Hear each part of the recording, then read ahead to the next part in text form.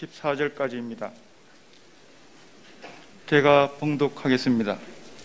그 지역의 목자들이 밤에 밖에서 자기 양떼를 지키더니 주의 사자가 곁에 서고 주의 영광이 그들을 두루 비치매 크게 무서워하는지라. 천사가 이르되 무서워하지 말라. 보라, 내가 온 백성에게 미칠 큰 기쁨의 좋은 소식을 너희에게 전하노라.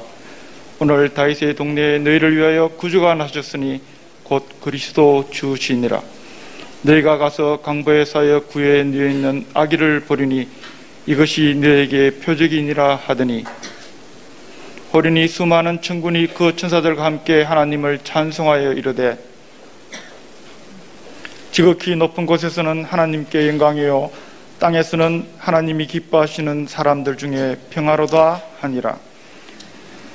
금일 본교의 새로운 담임 목사님으로 부임하신 곽영명 목사님께서는 2006년도에 군종 28기로 인간하여 기독교 대한감리회 파송 군목으로서 공군 사역을 시작하셨습니다. 감리교 신학대학과 대학원을 졸업하셨고 미국 웨슬리 신학대학교 목회 박사과정 중에 계시며 최근에 미국 칼빈 신학교 방문연구원 과정 이수 후에 우리 교회로 오셨습니다. 금일 사랑이 체질이 되게 하라는 제목으로 말씀을 증거해 주시겠습니다.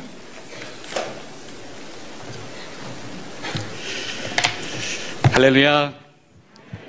주님의 평안으로 문안하고 인사드리겠습니다. 가광명 목사입니다.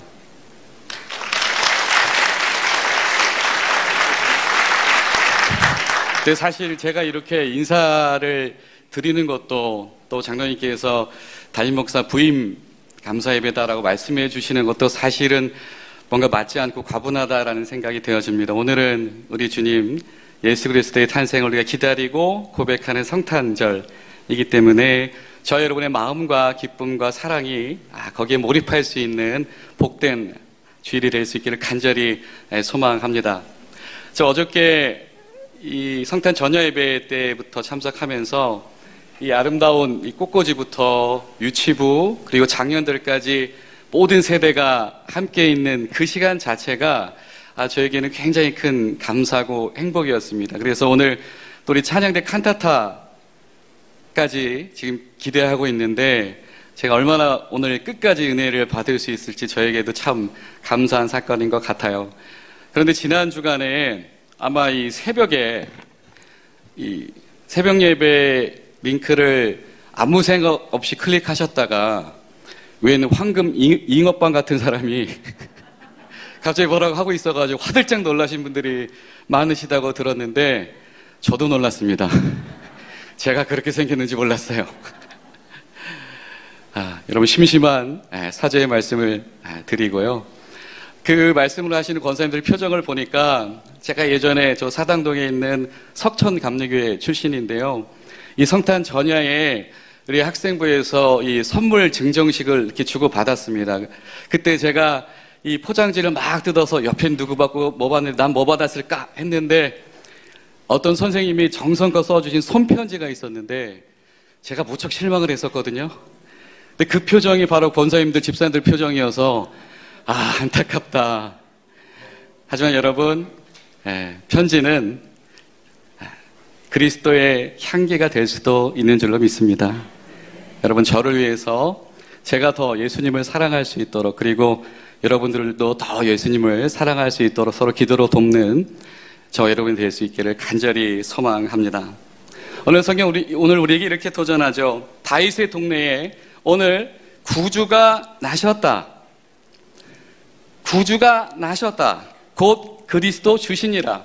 하나님께서 하나님의 사자를 통해서 무언가를 전달하실 때는 하나님의 개입하심이다라고 성경은 반복해서 증언합니다. 그런데 오늘 하나님의 개입하심의 역사가 오늘 한 가지가 되어졌는데 그것은 무엇이냐면 하나님께서 구원의 사건을 시작하셨다라고 하는 것입니다. 그리고 14절에 뭐라고 성경 말하죠? 지극히 높은 곳에서는 하나님께 영광이요 땅에서는 하나님이 기뻐하신 사람들 중에 평화로다. 하늘에는 하나님의 영광이다. 성경에서 반복해서 영광과 하나님을 함께 거론하게 될 때에는 하나님의 임재를 말합니다. 하늘에 하나님이 계시다. 근데 그 하나님이 기뻐하시는 땅의 사람들, 그 하나님의 빛이, 임재의 빛이 주목해서 보시는 곳에 사람들이 있었는데 그들 가운데 평화가 있다. 그들 가운데 온전하여짐이 있다. 그들 가운데 하나님과의 관계가 온전해지고 그들끼리의 관계가 온전해진 일이 시작되었다. 여러분, 하나님께서 성탄의 이 아침에 우리에게 주시는 은혜는 하나님이 계신 그곳에서 하나님께서 온전해지는 일, 그 구원의 일을 시작하셨다. 이 천사들의 선포가 오늘 예배에 참여한 저 여러분들의 선포가 되기를 소망하고, 같은 노래를 하는 우리 찬양대의 찬양이 같은 믿음의 고백이 되기를 소망하며, 우리가 이 문을 나설 때에 하나님께서 우리 가운데 온전해지는 일을 시작하셨다라고 하는 확신이 충만하게 되기를 간절히 소망합니다. 그렇습니다, 여러분. 이 성탄의 가장 중요한 것은 관계가 완전하여짐입니다. 하나님과의 관계가 완전해지는 것, 성도들의 관계가 완전해지는 것. 여러분, 우리가 하늘의 영광이고 땅의 평화입니다 라고 하는 이 고백을 여러분 고대하셨습니까? 기다리셨습니까? 그렇다라고 한다면, 우리가 이 믿음이 우리에게 진짜라고 한다면 우리는 이렇게 고백해야 되겠죠. 하나님, 우리 관계가 온전해지게 하시옵소서. 하나님, 내가 하나님과 온전해지는 일이 시작되게 하시옵소서. 이것이 진실한 성탄의 고백이 될 것입니다. 여러분, 성탄은요, 철저하게 하나님의 개입하신 사건의 선언입니다. 동정녀 탄생입니다. 성경은 그렇게 시작합니다. 하나님께서 그 아들 예수 그리스도를 갑자기 우리에게 보내셨는데 동정녀 탄생으로 보내셨다. 세상 다른 어떤 시간과 기록 속에서 하실 수 없는 일을 하나님께서 시작하셨다. 성경에 이런 사건이 많지 않죠. 갑자기 어느 날 하나님께서 출애굽을 선언하셨다. 하나님께서 데리고 나오셨다. 구원받은 백성들의 사건이 시작되어졌다. 어느 날 하나님께서 사랑하시는 자들의 하나님과의 관계가 온전해지는 사건을, 그들의 사랑이 온전해지는 사건을 시작하셨다. 여러분, 이것은 우리가 이 성탄 때에 매년 그냥 경험하고 넘어가기에는 너무나 위대한 말씀이라 생각이 되어집니다. 여러분, 생각을 해보실까요? 하나님께서 구주를 주셨다. 동정녀 탄생으로 육신의 아들을 주셨다. 근데 성경은 이 성탄절 이야기에서 멈추지 않지요. 이 성탄절 이야기는 고난의 이야기와 부활의 이야기로 계속해서 연결되어집니다. 어떤 신학자가 이렇게 말했습니다. 대강절의 기간에, 성탄절의 기간에 6월절 어린 양을 기억하고 계십니까? 라고 하는 것입니다.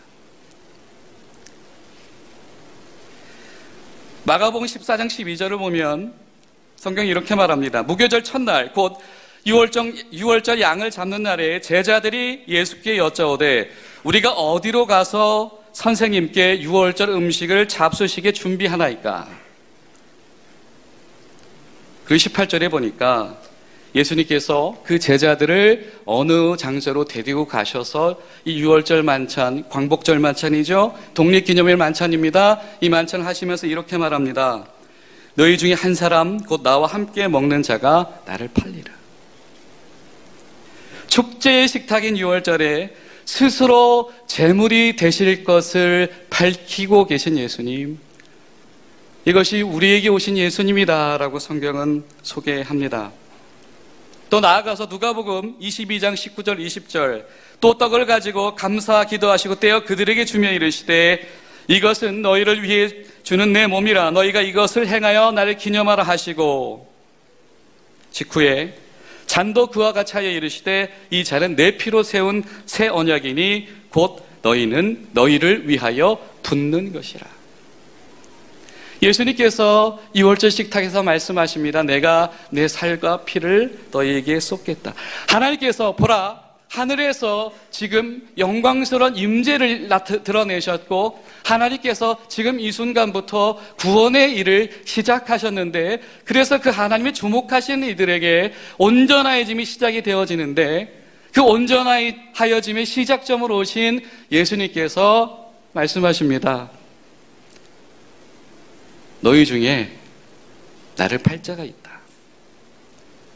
이 빵은, 이 떡은 내가 너희에게 주기를 원하는 것이다.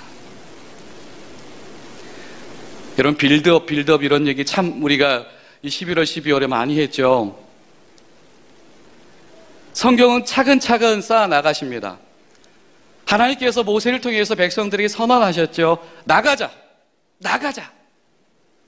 어딜 갑니까? 광야로 나가자.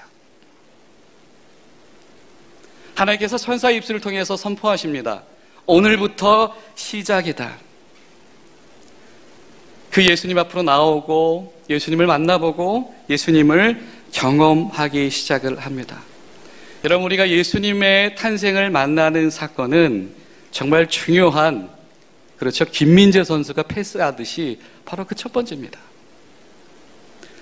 출애굽은 새로운 세계관이 열리는 너무 중요한 사건입니다. 출애굽해 나갔던 이들이 광야에서 다른 어떤 종교요, 다른 어떤 민족도 하지 못한 보이지 아니하신 하나님만을 예배하는 나라를 세워 나가는 것이지요. 예수님의 탄생을 고백하는 이들만 해 나갈 수 있는 것. 스스로 유월절 어린 양이 되신 예수님처럼 나도 주기를 원합니다. 성탄절에 불러야 할 노래는 당신은 사랑받기 위해 태어난 사람이 아니고 당신은 주기 위해 태어난 사람이다. 할렐루야. 여러분, 이 시간 우리 성도들의 고백이, 우리 중앙교회 성도들의 고백이 우리는 주기 위해 태어난 사람입니다 라는 고백이 우리 가운데 마르지 않기를 간절히 소망합니다. 여러분, 체질이란 말 간혹 사용하시죠? 전 체질이 아니라서요. 저는 이런 체질입니다. 사실 이건요, 굉장히 장벽이 되는 언어입니다. 우리는 다 알고 있죠? 이 체질이라는 것은 잘 바뀌지 않습니다. 그렇죠? 쉽게 바뀌지 않죠. 이 체질을 바꾸기 위해서는 굉장히 노력이 필요합니다. 무엇을 먹을지 잘 선택해야 되며 그 양분을 가지고 어떻게 그 에너지를 활용할지, 그리고 그것을 생활 습관을 어떻게 조율해서 그것이 정말 효과적이게 할지를 노력해보지 않으면 체질은 바뀌지 않습니다. 제가 몇 해 전에 제가 굉장히 존경하는 한 분 목사님을 찾아뵐 일이 있었습니다. 그리고 목사님과 대화를 나누면서 목사님의 어떤 말씀을 통해서 굉장히 교훈을 얻을 수 있는 시간이 있었어요. 목사님은 31년 전에 한 교회에서 파송받아서 사모님하고 단 둘이 어느 지방 도시에서 교회를 개척하신 분이셨습니다. 그런데 31년이 지나고 났을 때 세 번의 건축을 경험하면서 세대가 바뀌고 할아버지와 손자들이 같이 손잡고 나오는 교회가 여전히 계속해서 성장하고 있으며, 그리고 지역사회에서 가장 많이 헌신하고 선교하는 교회였습니다. 제가 목사님께 여쭤봤습니다. 목사님, 어떻게 하면 이렇게 시종일관 31년 동안 한 교회에서 이런 목회를 할 수가 있습니까? 목사님께서 저에게 딱 한 줄의 대답을 해주셨습니다. 무엇이었냐면, 목사님, 목회가 체질이 돼야 돼요. 무슨 말일까 궁금했어요. 목회가 체질이 된다는 게 무슨 말일까? 그런데 그 목사님께서 단 한 줄의 부연 설명으로 제 마음을 굉장히 흔들어 놓으셨습니다. 목회가 체질이 돼야 돼요. 그게 무슨 뜻인지 봤더니 새벽 기도 나가기 위해서 일찍 자는 연습해야 돼요. 깜짝 놀랐어요. 목회가 체질이 돼야 된다. 그래서 뭔가 심오한 뜻이 있을 줄 알았습니다. 뭔가 좀 치밀하게 준비하고 뭘 해나가야 되는, 어떻게 해야 될까, 그런 메시지를 들어야 될 줄 알았습니다. 목회가 체질이 되기 위해서는, 새벽 기도를 할 수 있기 위해서는 일찍 자는 연습을 해야 돼요. 너무나도 실제적이고 구체적이고 단순하고 너무 뚜렷한 목표였기 때문에 제 마음을 크게 움직이는 그 울림이 있었습니다. 그렇구나. 바꿔 말하면 다른 어떤 것은 생각하지 않는 것, 이것이 체질이 되는 것이구나. 목사님 그렇게 말씀하시더라고요. 우리 교회는 빛 가운데 걸어오고 있습니다. 빛.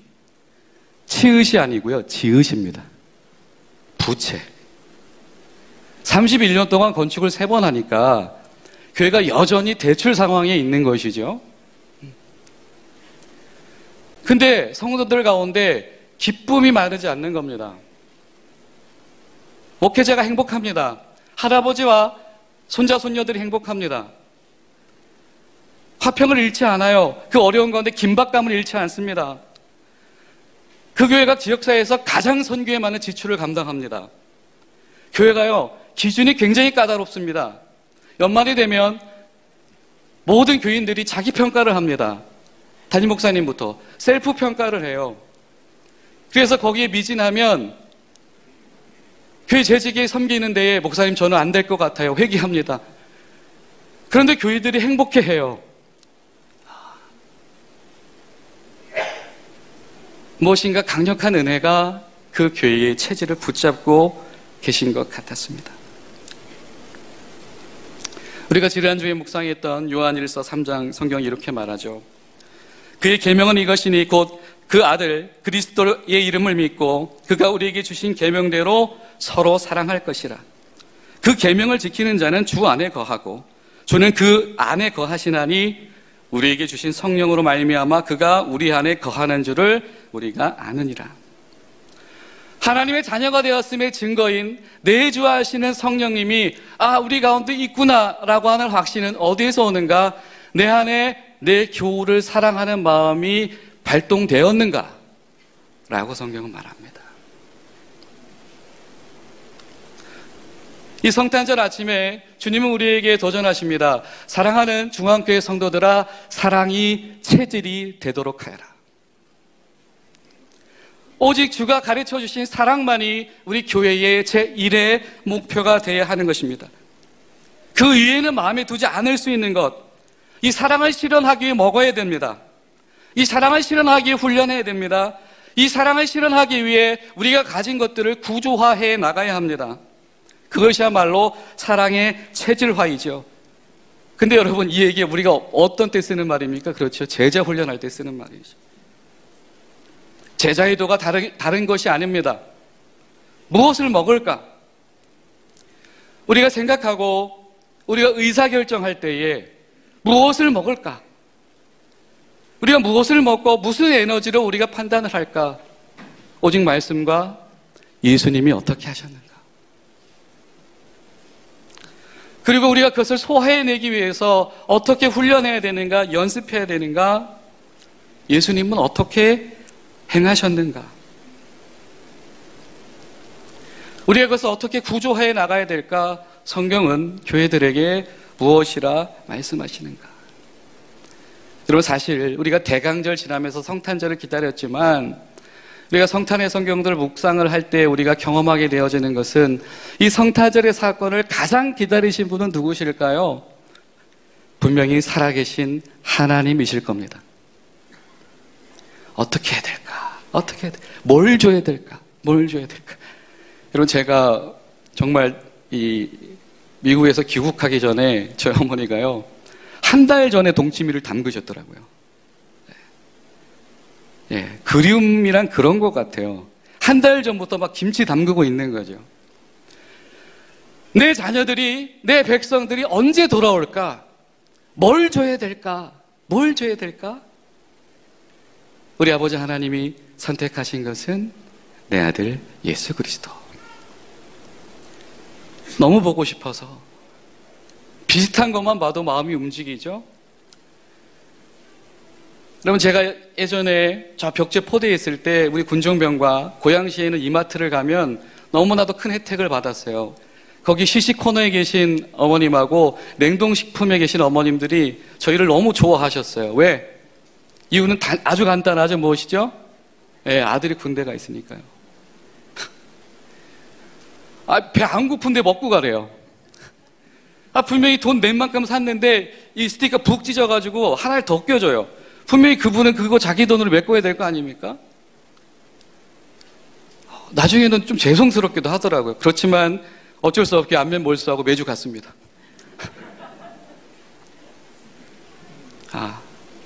그리움이란 그런 거예요. 비슷한 것만 봐도 어쩔 줄 모르는 거죠. 우리가 정말 예수님을 기다렸다면, 예수님을 그리워했다면, 비슷한 거, 예수님 비슷한 거, 하나님의 형상 닮은 거 비슷한 거, 성도만 봐도 내가 입으로 이야기하는 예수님을 향한 마음과 같은 마음을 내가 가질 수 있는 것. 야, 뭐 줘야 될까? 뭐 줘야 될까? 안절부절할 수 있는 것. 여러분, 이것이 바로 사랑의 체질화가 되는 교회의 모습이 아닐까요? 여러분, 분명히 성경은 하나님은 우리를 너무 사랑하신다라고 끊임없이 말씀하십니다. 그리고 기뻐하신다고 말씀하십니다. 그런데 오늘 성경 우리에게 하나님이 기뻐하시는 사람들이 있는 땅에서는 무엇이 일어난다? 평화가 일어난다. 온전해지는 사건이 일어난다. 그들 가운데 체질이 변화되기 시작한다. 사랑하는 여러분, 우리가 새로운 한 해를 맞이하고 준비하면서 저 여러분이 같이 기도했으면 좋겠어요. 하나님, 목사와 성도가 서로를 열렬히 사랑하게 도와주시옵소서. 성도가 서로를 그리워하고 그리워하다가 안달나보게 하시옵소서. 사랑이 체질화된 교회가 되게 하시옵소서. 예수님이 말씀하시는 것은 다 먹고, 예수님이 주신 것을 에너지원 삼아서 뭐라도 해보고, 그것을 해보기 위해서 우리를 변화시켜 나갈 수 있도록 우리를 도와시켜 주시옵소서. 이런 마음으로 함께 기도하시는 저와 여러분이 될 수 있기를 간절히 소망합니다. 기도하시겠습니다. 신실하시고 사랑이신 아버지 하나님, 감사합니다. 보아라, 하늘의 하나님이 임재하셨고 그 하나님의 주목하시는 하나님의 사람들이 서 있는 그 땅에서 평화가, 온전함이, 사랑의 체질화가 시작되어졌다라고 선언하시는 이 말씀을 오늘 흘려 듣지 않게 도와주시옵고, 우리 중앙교회 모든 성도와 세대들이 이 말씀 가운데서 다시 한번 일어나고 성장하며 용기 낼 수 있도록 도와주시옵소서. 예수님의 이름으로 기도하옵나이다.